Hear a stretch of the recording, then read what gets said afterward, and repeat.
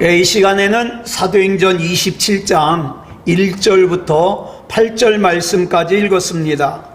오늘은 사도행전 158번째 시간으로 부제목은 하나님께서 인도하시는 방주 테바입니다. 하나님께서 인도하시는 방주 테바. 자, 본문 1절부터 2절까지 우리 다시 한번 보겠습니다. 시작. 우리가 배를 타고 이달리아에 가기로 작정되매 바울과 다른 죄수 몇 사람을 아구스도대의 백부장 율리오란 사람에게 맡기니 아시아 해변 각처로 가려 하는 아드라무테노 배에 우리가 올라 항해할세 마게도냐의 데살로니가 사람 아리스다고도 함께하니라. 자, 여기 보니까 베스도 총독이 바울과 또 다른 죄수 몇 사람을 백부장 율리오라는 사람에게 맡겨서 로마로 압송시킵니다. 자, 사람의 눈으로 볼 때에는 누가 책임자예요? 율리오 백부장이 죄수 몇 사람과 바울을 로마로 데리고 가는 책임자예요. 그러나 영적인 눈으로 보면 전혀 다릅니다. 하나님께서 율리오라고 하는 백부장을 구원하기 위해서 또 그 백부장의 휘하에 군인들을 구원하기 위해서 또 지금 사형을 당하러 가는 죄수 몇 사람을 구하기 위해서 바울에게 맡기신 거예요. 예. 그리고 그들이 함께 타고 있는 아드라무테노라는 이름의 배가 망망대해를 헤치며 나아갑니다. 사람이 볼 때에는 이 배의 주인은 선주예요. 그리고 이 배를 지휘하는 총지휘자는 선장입니다. 그리고 군인 중에서는 율리오라고 하는 백부장이 제일 높아요. 그러나 하나님에 의해서 임명된 이 배의 지도자는 바울이었습니다. 뿐만 아니라 유명한 역사가인 아놀드 토인비라는 분이 쓴 글에 의하면 바울이 탄 배가 유럽에 닿으면서 유럽의 역사가 새로워졌다, 이렇게 평하고 있습니다. 즉 하나님께서는 로마 황제에게 상소하는 바울에게 유럽도 맡기셨고 바울은 하나님께서 맡겨주신 그 사명을 잘 감당했습니다. 자, 그렇다면 저와 여러분의 가정도 또 하나의 아드라무테노 배라고 할 수 있습니다. 또 저와 여러분이 일하는 일터도 아드라무테노라고 하는 배라고 할 수 있어요. 우리 교회도 아드라무테노라는 배예요. 우리가 살고 있는 사회도 아드라무테노라는 배예요. 자, 하나님께서는 우리 가정을, 우리 일터를, 우리 교회를, 우리 사회를 저와 여러분에게 맡겨주셨습니다. 세상 사람들의 눈에 볼 때에는 책임자가 달라요. 그죠? 우리 회사의 사장님은 뭐 다른 사람일 수도 있고요. 그죠? 달라요. 그렇지만 하나님께서 맡긴 사람은 누구예요? 저와 여러분이에요. 저와 여러분. 자, 그러면 우리는 여기서 이런 생각을 해봐야 돼요. 하나님께서는 이 아드라무테노라고 하는 배에 타고 있는 사람들을 나에게 맡겨주셨는데 지금 나와 함께 이 아드라무테노라고 하는 배에 타고 있는 사람들의 상태는 어떻습니까? 나 때문에 이 사람들의 영혼이 살아나고 있습니까? 아니면 오히려 영적으로 시들고 있습니까? 자, 본문 3절 보겠습니다. 시작. 이튿날 시돈에 대니 율리오가 바울을 친절히 대하여 친구들에게 가서 대접받기를 허락하더니, 자, 가이사랴를 출발한 아드라무테노라는 배가 그 다음날 가이사랴에서 약 107km 떨어져 있는 시돈이라고 하는 항구에 도착을 했어요. 이 시돈이라는 항구는 지금 한참 이스라엘과 싸우는 레바논의 항구 도시예요. 지금은 여길 뭐라고 부르냐? 사이다라고 불러요. 우리 참 이름 친숙하죠? 사이다, 이 도시가. 자, 아드라무떼노 배가 이곳에 정박한 이유는 거기서 무역하는 사람들이 사갖고 온 물건을 거기서 내리기도 하고 또 싣고 장사하러 가기도 하고 그러기 위해서 잠깐 멈춘 거예요. 그런데 워낙에 배가 크다 보니까 그 화물을 싣고 또 내리는데 며칠 걸려요. 그래서 백부장 율리오는 이 배가 화물을 싣고 내리는 동안에 바울에게 그 시돈에 아는 사람 있으면 가서 대접받고 와라. 여기서 대접을 받으라 그러니까 이 헬라어가 에피멜레이아인데 이 에피멜레이아라는 단어는요 무슨 음식을 먹어라 이런 뜻이 아니에요. 돌봄을 받아라. 돌봄. 왜냐하면 여러분 바울이 가이사랴에서 2년 동안이나 구금 생활을 했잖아요. 자, 그러니까 얼마나 몸이 축났겠어요. 그래서 시돈에 있는 다른 그리스도인들로부터 돌봄을 받을 수 있도록 율리오 백부장이 호의를 베푸는 거예요. 자, 율리오 백부장이 바울에게 이렇게 호의를 베푸는 것은 단지 바울이 로마 시민권을 가진 로마 시민이라서가 아니에요.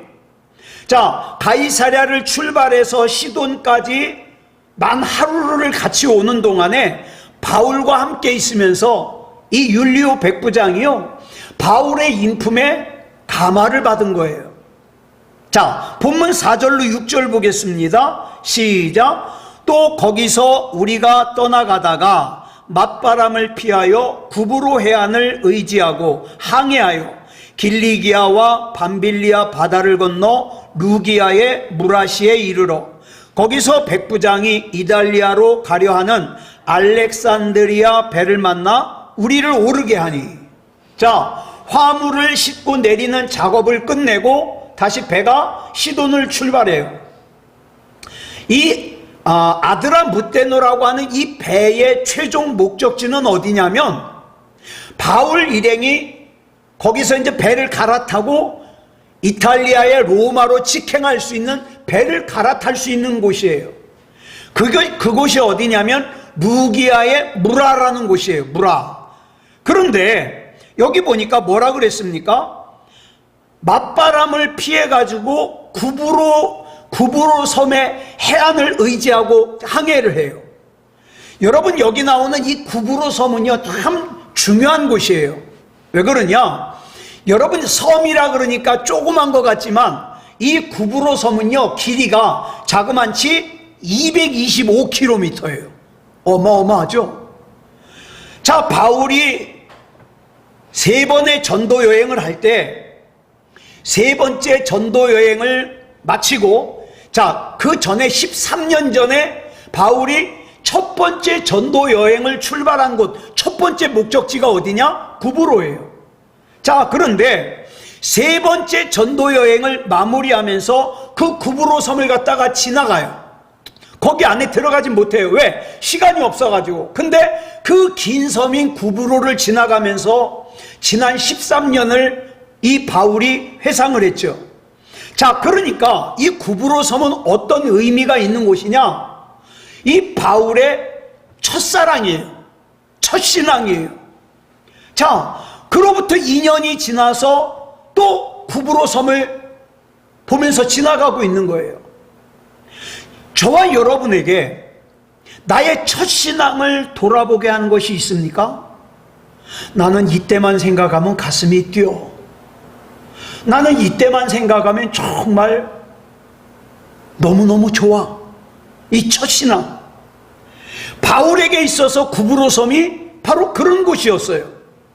그래서 저와 여러분이 예수님을 진짜 구주로 영접한 지가 얼마나 되었는지, 또 내가 구원받은 은혜를 직접 체험한 적이 얼마나 되었는지, 그것도 중요하지만 지금 현재 내가 주님이 없이는 살 수 없는 그런 상태인 것도 굉장히 중요하죠. 예. 자, 본문 4절부터 5절까지 보겠습니다. 시작. 또 거기서 우리가 떠나가다가 맞바람을 피하여 구브로 해안을 의지하고 항해하여 길리기아와 밤빌리아 바다를 건너 무기아의 무라시에 이르러. 자, 여기 보니까 그냥 시돈을 출발해서 루시아의 무라라는 곳에 도착했다 이렇게 해도 뭐 말이 돼요. 근데 굳이 왜 중간에 길리기아와 밤빌리아 바다를 건너 이걸 넣었을까? 이 두 지명은요 굉장히 중요한 곳이니까. 자, 2000년 전에 로마 제국의 소아시아 반도, 지금으로 말하면 터키죠. 이 터키의 남쪽 해안에는요 아주 중요한 도시가 두 군데가 있었어요. 하나는 길리기아라는 곳이고 또 하나는 밤빌리아라는 곳이에요. 자, 그 중에서 이 길리기아라는 곳은 특별히 어떤 곳이냐? 바울의 고향인 다소가 있는 곳이에요. 바울은 길리기아 다소에서 디아스포라 유대인으로 태어났어요. 그러니까 바울의 선조가 이미 오래전에, 바울은 이스라엘에서 태어난 사람이 아니에요. 터키에서 태어난 사람이에요. 유대인이지만 바울의 선조가 이미 오래전에 이스라엘 땅을 떠나 이방 땅인 길리기아 다소 터키에 정착을 했어요. 그래서 바울은 유대인이면서도 당시 지중해 연안 국가들이 공용어로 사용하는, 지금은 영어가 공용어잖아요. 많이 사용하잖아요. 이 당시에는 헬라어를 많이 사용했어요. 그래서 이방 땅에서 태어난 이 바울은 헬라어에 아주 능통했어요. 또한 일찍이 이 부모가 로마 시민권을 획득했기 때문에 바울은 태어나자마자 법적으로 로마 시민이었습니다. 그래서 그 모든 것이 자기 혼자 잘 먹고 잘 사는 데 쓰임받은 게 아니라 나중에는, 처음에는 예수님을 구주로 영접하고 이 모든 것들을 배설물처럼 여겼는데, 나중에 전도 여행을 하다 보니까 이걸 그렇게만 취급할 것이 아니라 내가 예수님의 종과 증인으로서 내가 이 사명을 감당하는 데 있어서 사용해야 되겠다, 이런 걸 깨닫게 되죠.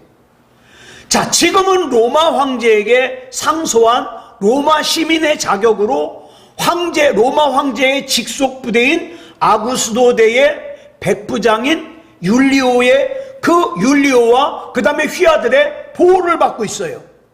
그 다음에 이제 밤빌리아라는 곳은 어떤 곳이냐? 첫 번째 전도 여행을 떠난 바울이 구브로 섬을 지나서 두 번째로 도착한 곳이 어디냐? 버가예요.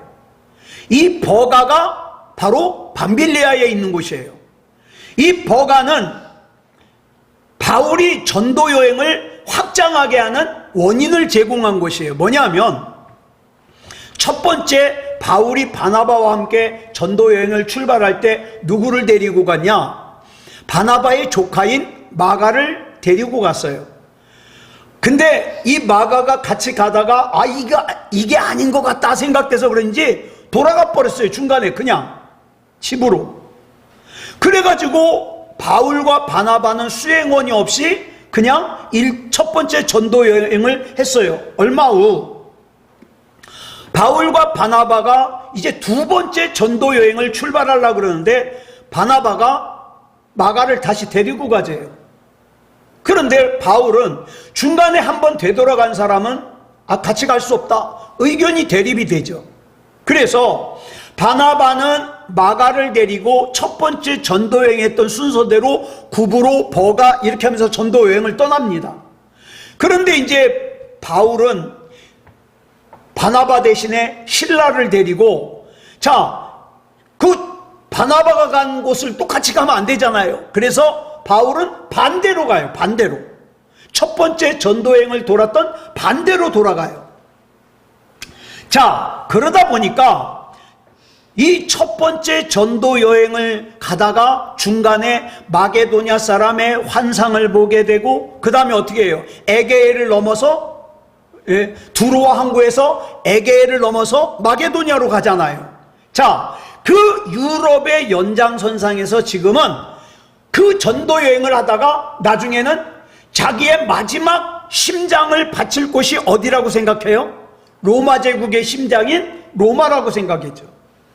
이 바울이 아드라무테노 배에서 그 구브로 섬을 지나가면서 쭉 지난 시간들을 돌아보니까 그때는 몰랐어요. 그때는 이 마가라는 사람이 참 상종 못할 인간처럼 생각이 돼서 다시는 전도 여행을 같이 안 갈라 그랬는데 나중에 지나고 보니까 그 당시에 마가가 도중에 돌아간 것은 지금 내가 로마 제국의 심장인 로마로 가게 하기 위한 하나님의 큰 섭리였구나. 이걸 깨닫게 되는 거예요.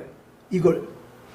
그래서 바울은 나중에 로마에 도착한 뒤에 디모데후서 4장 11절에서 마가를 갖다가 불러요. 같이 읽어볼까요? 시작. 누가만 나와 함께 있느니라. 내가 올 때에 마가를 데리고 오라. 그가 나의 일에 유익하니라. 마가를 데려오게 해요.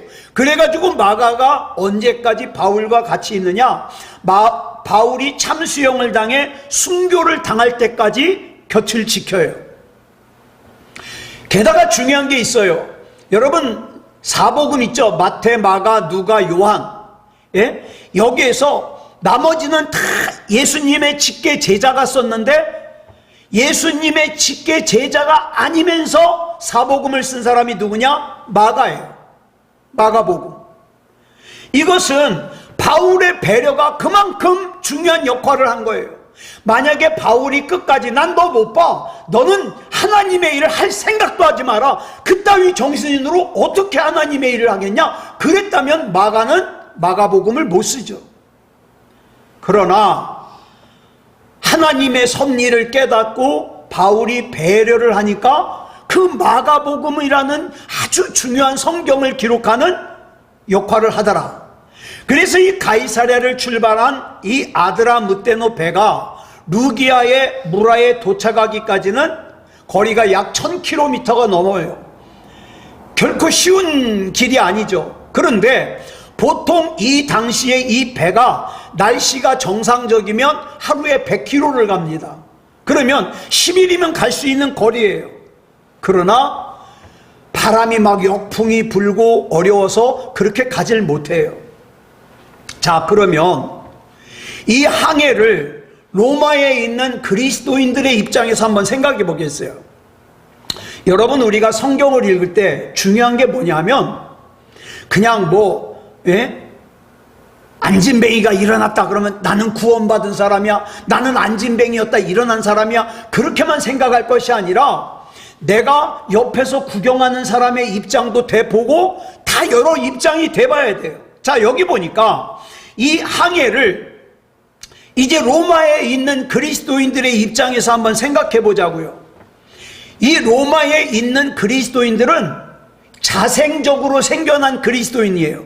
누가 거기 가서 전도를 하지 않았어요. 누가 거기 가서 교회를 세우지 않았어요. 그냥 스스로 생겼어요. 언제 이들이 복음을 들었는지, 언제 그리스도인이 됐는지 정확하게 몰라요. 단지 한 가지 짐작하는 것은, 여러분, 우리가 사도행전 초반부에서 오순절날 성령께서 제자들에게 임하셨을 때 제자들이 성령에 감동돼 가지고 복음을 전하잖아요. 근데 그때 유대인들의 명절이 돼 가지고 지중해 연안의 세계 각처에서 사람들이 다 몰려왔어요. 그리고 사도들의 설교를 들어요. 그때 사도행전 2장 10절을 보면은 거기 줄친 것만 볼까요? 시작. 로마로부터 온 나그네 곧 유대인과 유대교에 들어온 사람들, 이렇게 나오죠. 자, 이 사람들이 나중에 로마로 돌아가서 그때를 회상하면서 자기네들끼리 모여가지고 예배를 드리면서 시작하지 않았나, 이렇게 추측을 합니다. 그런데 이때 성경이 있어요, 없어요? 없어요. 여러분, 우리는 얼마나 감사한지 몰라요. 우리는 구약 성경도 있고 신약 성경도 있잖아요. 이때는 성경이 없어요. 이 사람들에게 구약 성경도 없어요. 신약 성경도 없어요. 그러면 이 사람들은 어떻게 예배드려요? 단 한 가지, 오순절날 그때 예루살렘에 방문했을 때 사도들이 뭐라 그랬는가, 그 기억을 더듬어가면서 예배를 드리는 거예요. 그 기억을 더듬어가면서. 그래가지고 이 로마에 있는 그리스도인들의 딱한 소식을 들은 바울이 세 번째 전도 여행 중에 고린도에서 그들에게 편지를 써보냅니다. 구원이 뭔지 아십니까? 복음이 뭔지 아십니까? 예수님이 누구신지 아십니까? 왜 예수님이 구원자인지 아십니까? 이걸 편지로 써서 보내는데 이게 로마서예요. 그래서 로마서가 중요한 거예요. 이 바울의 편지를 받은 로마의 그리스도인들이 얼마나 좋아했겠어요. 이제는 구체적으로 우리가 알 수 있겠다. 나눴겠죠. 그런데 여러분 아시다시피 로마서가요, 읽기만 해서는 다 이해가 안 가요. 그죠? 부연되는 설명을 들으면 이해가 더 잘 될 수 있죠. 그래서 우리가 로마서를 나누는 거 아니에요. 그래가지고 이 로마에 있는 그리스도인들이 야, 이 로마서라는 편지가 참 좋긴 좋은데 쉽게 알아들을 수 있도록 누가 설명 좀 해줬으면 좋겠다 그랬는데, 로마서 끝에 15장에서 바울이 뭐라 그래요? 내가 로마로 가겠다 이렇게 약속을 했어요.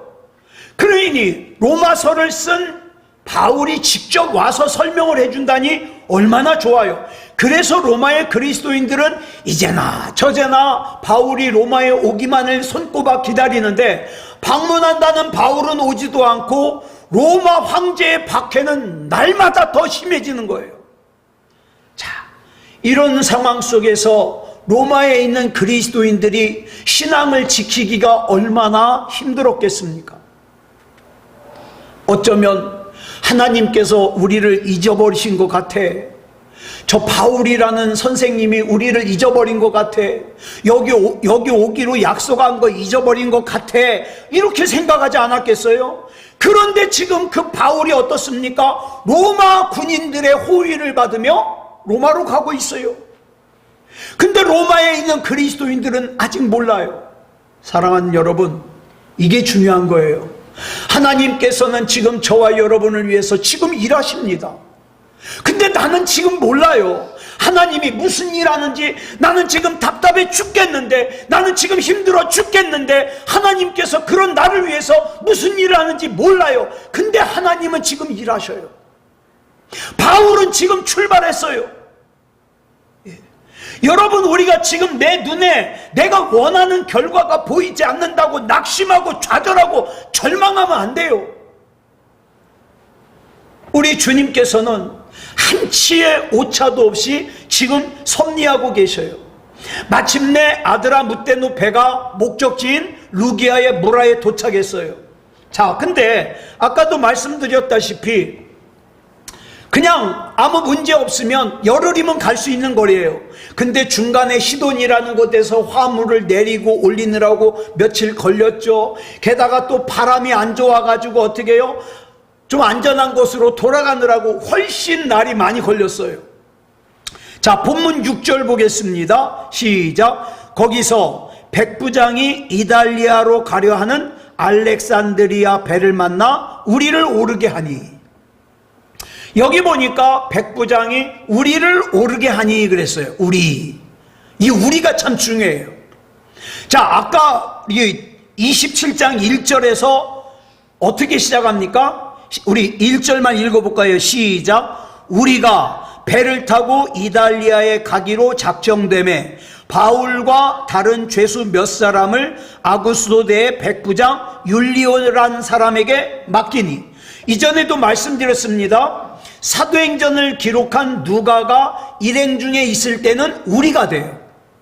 따라서 여기서 말하는 우리는 누구예요? 바울, 또 바울과 함께 로마로 가는 다른 죄수들, 또 호송 책임자인 율리오 백부장, 또 그 휘하에 있는 부하들, 그 다음에 바울의 일행 누가와 아리스타고, 이런 사람들이 다 함께 우리예요. 그런데 여러분, 4절을 지나면서 이 우리가 더 많아져요. 우리의 범위가 더 커져요. 4절 볼까요? 시작. 또 거기서 우리가 떠나가다가 맞바람을 피하여 구브로 해안을 의지하고 항해하여. 여기서 말하는 우리는 누구예요? 배 탄 사람들이에요. 배 탄 사람. 예? 바울 일행을 비롯하여 몇 명의 죄수들과 백부장 율리오 그 위에 있는 부하들, 시돈이라는 곳에서 물건을 떼어가지고 장사하러 가는 사람들, 선장, 선원, 선주 다 합친 거예요. 우리예요. 그러면 이 다 합친 사람들이 전부 몇 명이냐? 37절에 보니까 인원수가 나오죠. 276명이에요. 이 사람들이 우리예요. 우리. 이 배에 타고 있는 사람이면 헬라인이든 야만인이든 지혜로운 사람이든 어린석은 사람이든 구별하지 않고 우리라고 부르는 거예요. 네. 이게 중요해요. 여러분, 우리가 신앙생활할 때 자꾸 우리를 갖다가 편협되게 생각해. 나만 우리야, 우리 가족만 우리야. 아니요. 성경이 말하는 우리는 뭡니까? 지금 이 배에 같이 타고 있잖아요. 우리예요. 우리. 내가 일평생 하나님을 믿어도 나의 하나님만 믿으면 내 주변에 아무리 많은 사람이 있어도 우리가 될 수 없어요. 너희가 되지. 근데 성경이 말하는 건 뭡니까? 이 배에 지금 나와 같이 타고 있으면 우리가 되어야 된다는 거예요. 왜 우리가 되어야 되느냐? 요한일서 4장 20절에 보니까 이렇게 말씀하고 있어요. 시작. 누구든지 하나님을 사랑하노라 하고 그 형제를 미워하면 이는 거짓말하는 자니 보는 바 그 형제를 사랑하지 아니하는 자는 보지 못하는 바 하나님을 사랑할 수 없느니라. 말로 하나님을 사랑한다 사랑한다 그랬는데 내 옆에 있는 나와 같이 배를 타고 있는 우리가 지금 어떤 상황에 있는지 얼마나 힘든지 관심이 없다면, 또 나와 함께 영적으로 한 혈육인, 예수님의 보혈로 한 혈육인 그 사람들을 사랑하지 못하고 있다면 누구를 사랑하겠냐는 거예요. 그런 사람들이 결과적으로 하나님을 사랑한다는 말은 거짓말이다 이 말이죠. 거짓말이다. 자, 본문 7절 보겠습니다. 시작. 배가 더디가 여러 날 만에 간신히 니도 맞은편에 이르러 풍세가 더 허락하지 아니하므로 살몬의 앞을 지나 그레데 해안을 바람막이로 항해하여. 자, 보세요. 무라를 출발한, 이제 배 이름이 바뀌었어요. 알렉산드리아 배예요. 이름이 알렉산드리아. 이 배가 이제 막 계절이 바뀌어가지고 북서풍이 오니까 그 바람을 마주해서 가려니까 도저히 속도가 안 나요. 그래가지고 여기 뭐라 그랬어요? 여러 날 만에 간신히 니도 맞은편에 이르렀다. 무라에서 니도까지는 약 220km예요. 바람이 좋으면 이틀이면 가요. 근데 그 짧은 거리를 여러 날 걸렸을 뿐만 아니라 여기 뭐라 그랬어요? 간신이라 그랬죠. 간신히. 헬라어로 몰리스라 그러는데 이건 아주 천신만고 끝에란 뜻이에요. 천신만고 끝에. 니도에 도착했어요.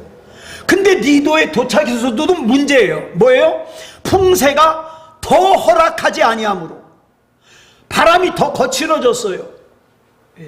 그래가지고 이 알렉산드리아 배가 이탈리아 로마로 가는 길을 자꾸 막아요. 그래가지고 그레데 섬까지 밀려간 배가 동서로 길이가 자그마치 225km 되는 그레데 섬을 갖다가 방패로 삼고 본문 8절을 보면 간신히 미양이라는 곳에 도착을 해요. 미양은 왜 미양이냐? 아름다운 미자를 써요. 아름다운 항구예요. 그럼 여기서 의문이 생기잖아요. 이제 저와 여러분의 삶과 굉장히 밀접한 의문이에요. 뭐냐?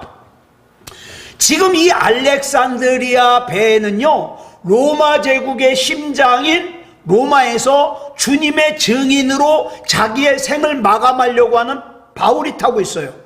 그러면 우리는 생각할 때 그러잖아요. 적어도 바울이 복음을 전하러 가는 길이라면 조금이라도 더 빨리 가게 해주시지, 조금이라도 더 편하게 가게 해주시지.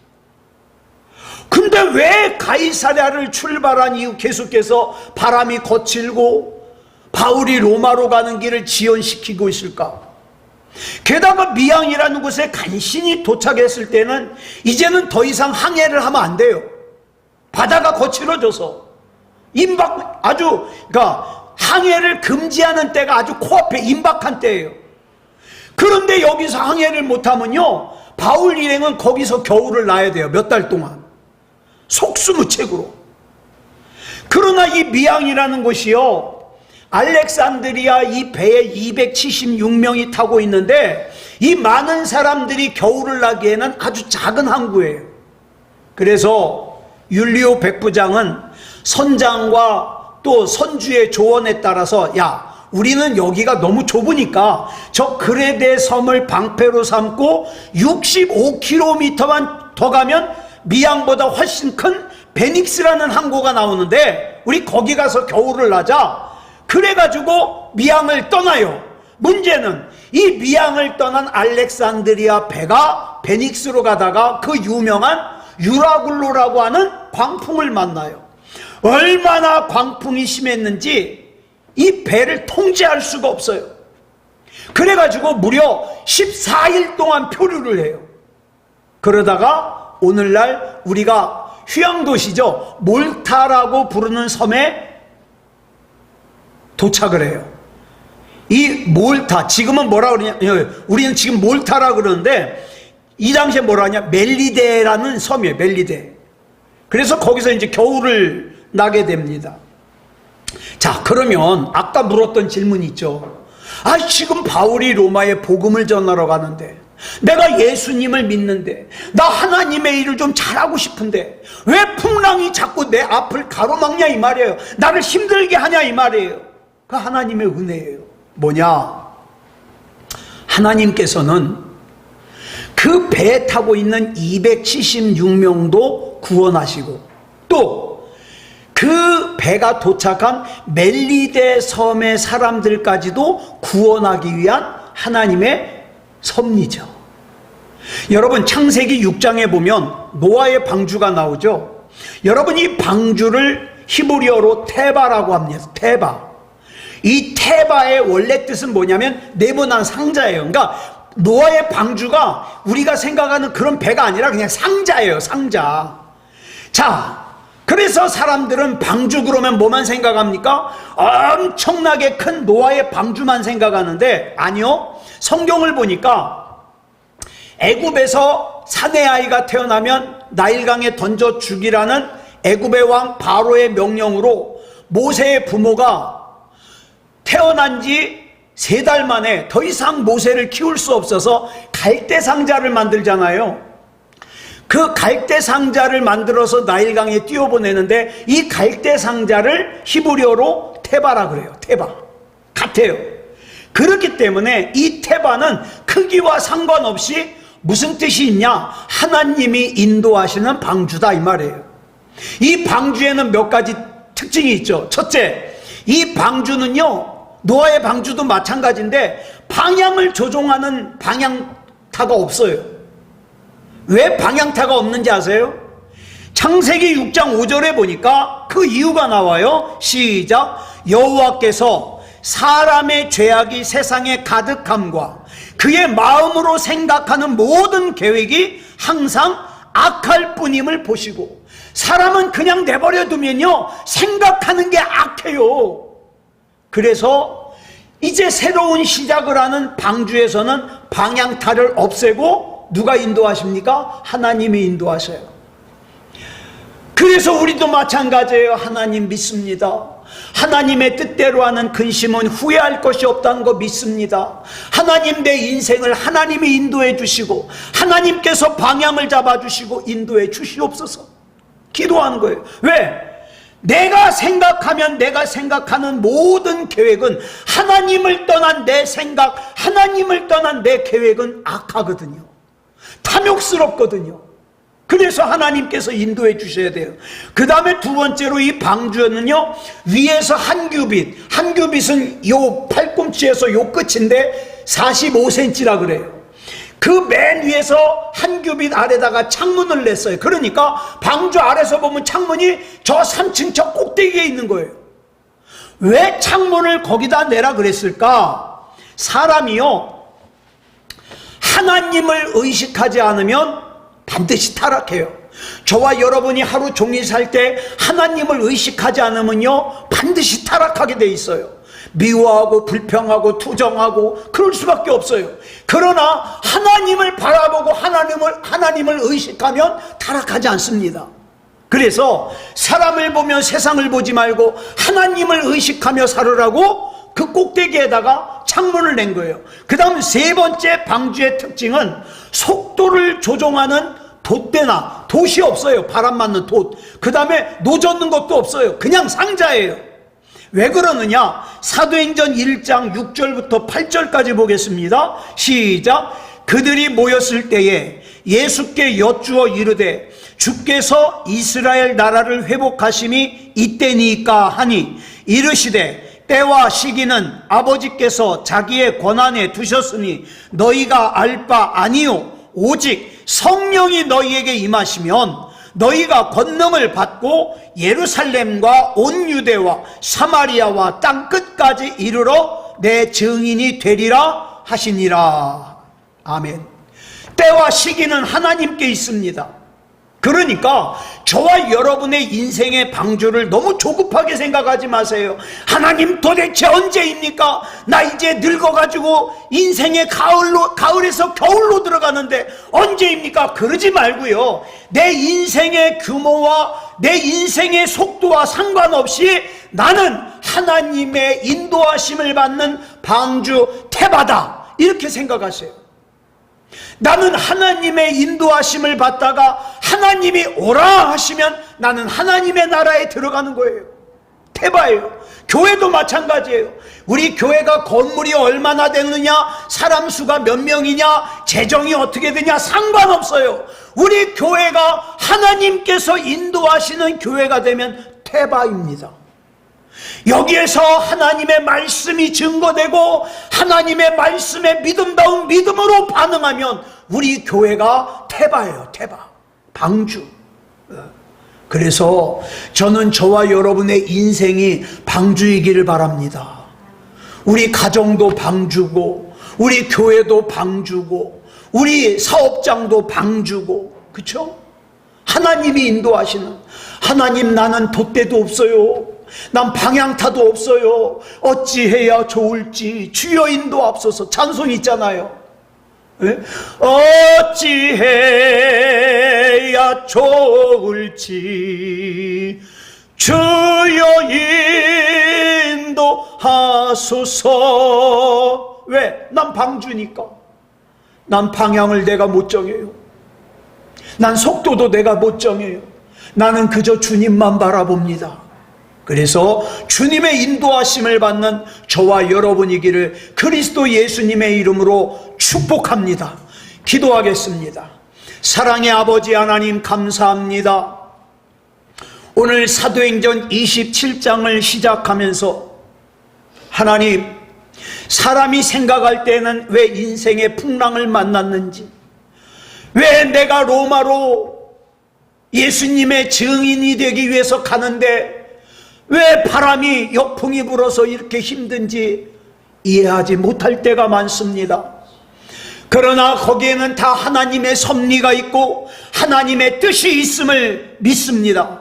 하나님, 인생 살아가다가 내 생각과 다르다고 해서, 내 계획과 다르다고 해서 불평하거나 불만 가지지 말게 하시고, 하나님, 우리는 태바입니다. 하나님께서 방향을 정해주시고 하나님께서 속도를 주시고 우리는 그저 저 높이 뚫려있는 창문을 통하여 하나님 바라보고 나아가는 방주입니다. 하나님께서 책임져 주시고 인도하여 주시옵소서.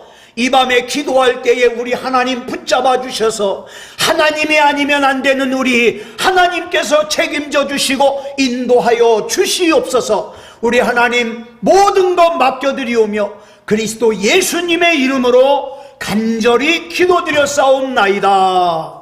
아멘.